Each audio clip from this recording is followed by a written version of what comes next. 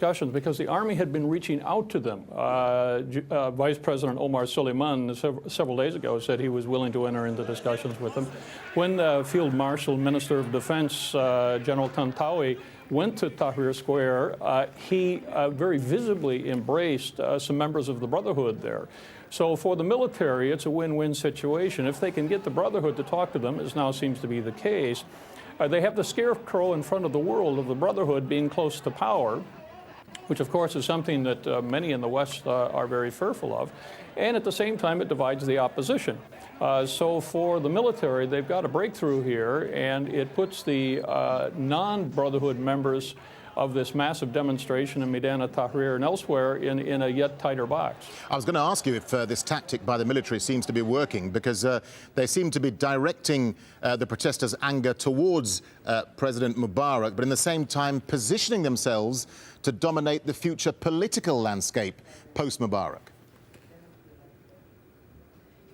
Well, that's right, and the community, the bayan of both this committee of learned men as well as now by the Brotherhood, spoke of the national role of the military. The one by the now these two committees of non-Brotherhood people who claim to speak on behalf of the demonstrators are taking a little harder line about the military, calling them, in a sense, a little more to account to how shall I say it, respect the outcome of the popular will. The brothers aren't asking for that in so many words. And so both sides, that is the Brotherhood and non-Brotherhood members of the opposition, know the military is in a very strategic position, and so they've got to be very careful about it. But if the military persists in the present form that it has, with Field Marshal Tantawi still in position, then the game is lost, because Tantawi is very close to Mubarak. He's been running the military now for more than a decade. He's the principal distributor of patronage within the armed forces, and so long as he's there and the people around him are there, there is no change of a significant sort at the core of the regime. Let me ask you, how significant is this statement by the Brotherhood that they now want to engage in talks with Omar Suleiman, the new vice president? I mean, how do you see the Brotherhood positioning themselves to take advantage of any political vacuum emerging? And what assurances will they be seeking from the vice president? Well, I think when Nasser came to power, the partner he had, the civilian face, if you will, to the regime for the first 2 years was the Brotherhood. When Sadat came to power, it was a similar story. He brought the Brotherhood on board. Now, in both cases, they were jettisoned after some period of time, but the Brotherhood is not a dominant electoral force in Egypt. If you had free and fair elections in the next 6 months, the Brotherhood might have a plurality, but it would certainly not have a majority. So the Brotherhood's route to power is not through democracy. The Brotherhood's route to power is possibly through the military. That's what it tried in '52. That's what it tried in 1970. And it looks like that's what it's trying to do now. In other words, form some sort of relationship with the military in the hopes that the military becomes somewhat dependent upon them to reach out to the population. And then who knows, maybe they'd be able to get the upper hand down the track a bit.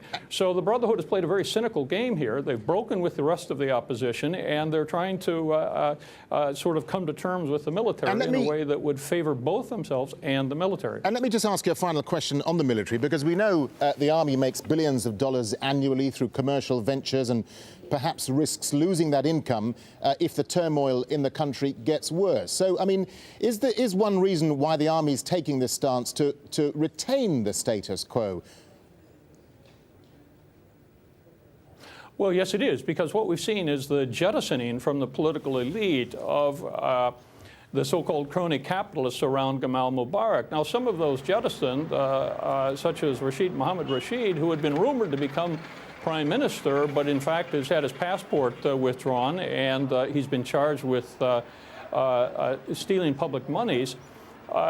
These were people who, in a sense, were in competition with the military economically. The military resented that. And so now the military is able to purge these private business people and reinforce, possibly down the track, its very own economic position. So the struggle here is not just a political struggle, it's an economic struggle. And thus far, the military has the upper hand. And now with the Brotherhood seeming to sort of legitimate them in some way, it could very well be that they come out in a much stronger position than they went into this. They will have gotten rid of Mubarak. They will have a new person who's acceptable to them. And no one's going to raise any serious questions about what they've in fact been doing. All right, it's an interesting story. Robert Springborn there in San Francisco. Thank you very much indeed for your time. Now, reports on Egyptian state television say saboteurs blew up a gas pipeline in the North Sinai region. Security sources are blaming what they call foreign elements. The result is severe disruption to gas supplies to Israel and to Jordan. Nisreen Al-Shamaili reports now from Amman. Flames roar hundreds of feet into the sky. An Egyptian gas terminal ablaze. This meant an immediate suspension of gas supplies to neighboring Jordan and Israel. The pipeline in flames supplies gas that is used to generate 80% of Jordan's electricity needs. A real predicament for a resource-poor country.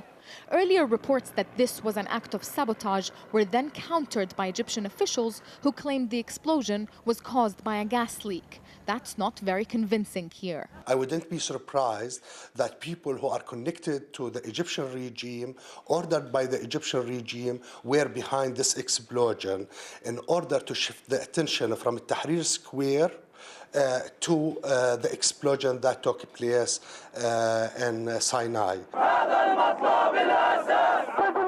For now, there is no clear evidence either way, but following weeks of protests demanding economic reforms, pressure mounts on the government to bear the brunt of possible price hikes to avoid further unrest. The suspension of Egyptian gas supplies to Jordan is going to cost the country over $4 million per day. It also comes at a time when the Jordanian government is struggling to ease economic hardships by subsidizing some fuel derivatives.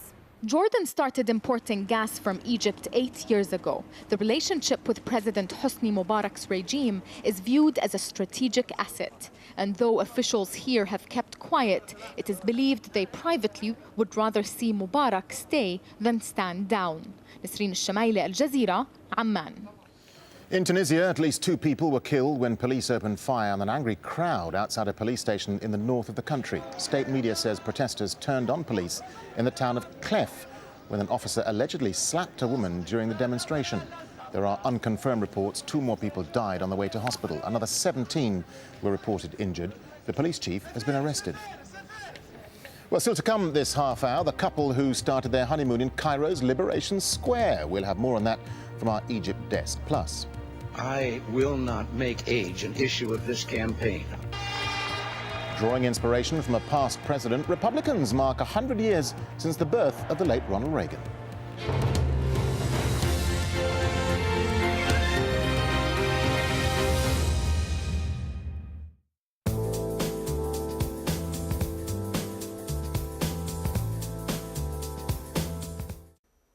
Hello there. Well, we've still got torrential rain falling for many of us across Australia. Have a look at the satellite picture because it shows where our old cyclone is. This is Yasi, or the remains of it, gradually making their way towards the west. But they've really intensified this frontal system down in the southeast corner. So heavy downpours we've seen out of this. We have seen flooding in Victoria. Slowly, though, it's going to work its way eastwards as we head through Sunday. That means for Melbourne, it should be a lot drier. However, this area of wet weather across the central belt is still going to be with us, and it's going to stay around as we head through Monday as well. So more heavy downpours to come here all the way through South Australia, and there could be some flooding as well.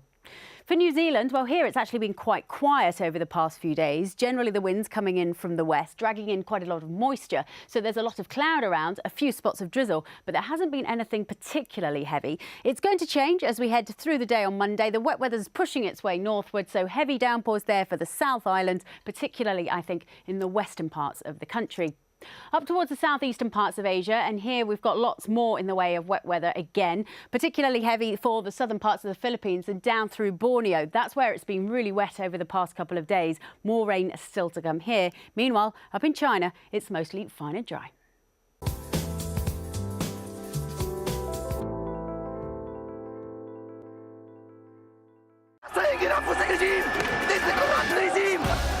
A popular uprising that shook the country to its core.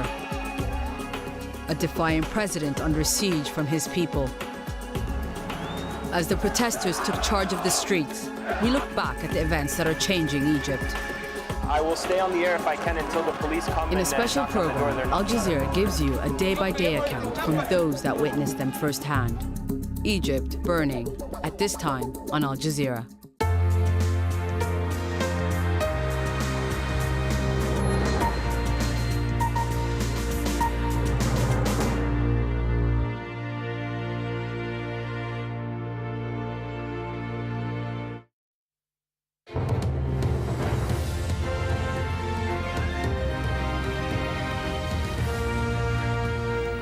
Welcome back. You're watching Al Jazeera. A quick reminder of the main developments in Egypt. The curfew has now been lifted, and as protests